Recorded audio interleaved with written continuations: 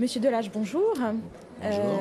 Vous êtes médiateur Romed, président de France Liberté Voyage, porte-parole des gens du voyage en France et vice-président de l'Union française des associations tziganes.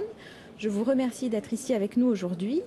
Pourriez-vous nous expliquer peut-être très concrètement ce qu'est un médiateur Romed, quelles sont ses actions et peut-être nous présenter une journée type? Oui, bien sûr, c'était important que, si vous voulez, en tant que gens de voyage, nous-mêmes, on soit aussi médiateurs, que ce ne soit pas que des sédentaires qui soient médiateurs. D'où l'importance d'avoir fait cette formation, surtout pour être reconnu devant les instances municipales, départementales. Quand je dis municipale, départementale, c'est la police municipale, c'est voir la gendarmerie, voir le préfet. Donc en présentant que, comme quoi qu'on a fait une formation et qu'on a ce certificat de médiateur, on est écouté, quoi. Oui. Parce que sinon, nous, gens du voyage, on n'est pas écoutés pratiquement. Hein. On n'était pas écoutés, on commence à être écoutés. Hein. Donc cette formation a été enrichissante. Moi-même, maintenant, puisque j'ai fait cette formation, ceux qui m'accompagnent écoutent mon discours devant les responsables, soit municipal ou, je vous dis, préfectoral. Donc si vous voulez, ça sert, le médiateur forme d'autres médiateurs indirectement, quoi, si vous voulez.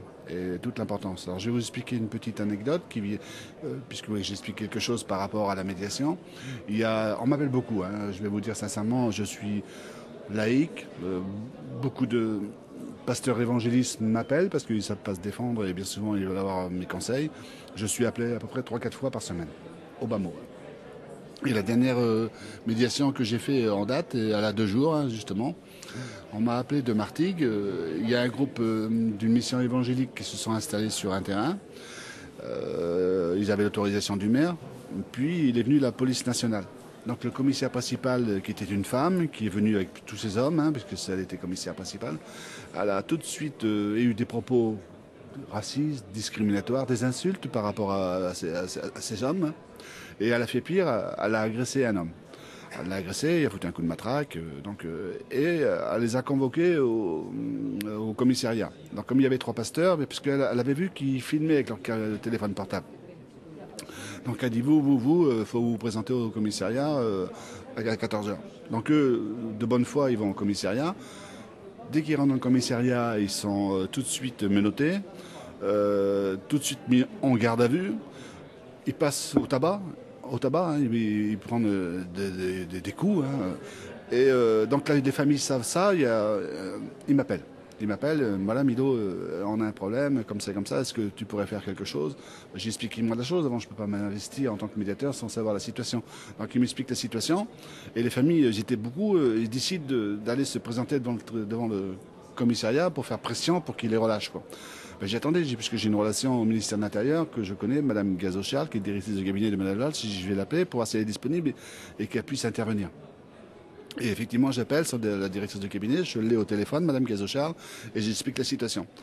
C'est une femme qui est très brève, mais qui est très efficace. Elle dit, Monsieur Delage, j'explique. Elle dit, je vais intervenir. Bon, tout de suite, elle a intervenu. Je l'ai su, parce qu'à 18h, ils devaient les garder 24 heures, voire 48 heures en garde à vue.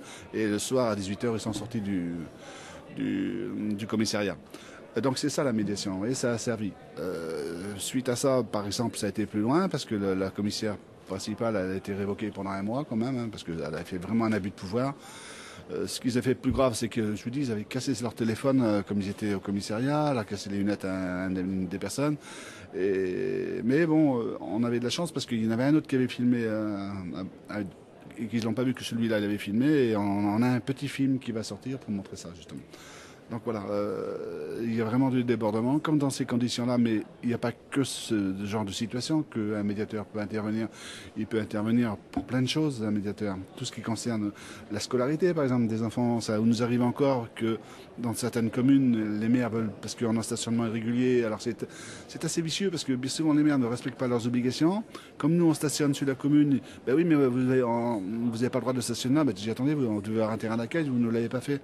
Oui, ben alors on ne prend pas vos enfants à l'école. Voilà. Ou alors on ne veut pas vous donner d'eau, on ne veut pas donner d'électricité. Donc il faut faire de la médiation, des fois avec les responsables d'EDF, avec les responsables du service des eaux. Et donc voilà un peu le rôle d'un médiateur qui m'est demandé régulièrement.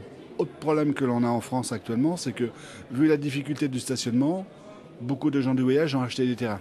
pour plus dépendre d'être chassés.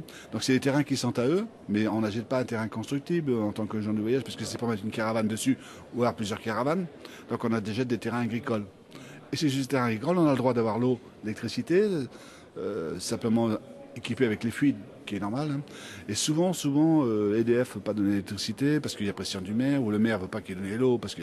Donc la médiation sert aussi à ça, à rappeler la loi, parce qu'on a des jurisprudences qui nous ont permis justement de pouvoir avoir l'eau et l'électricité minimum 3 mois sur un terrain, puisque nous sommes itinérants. Et ça, c'est pas respecté par la majorité des communes. Donc ça aussi, la médiation, là, sert encore. Ouais. Donc il y a une multitude de choses que être médiateur, c'est important. Je vous remercie.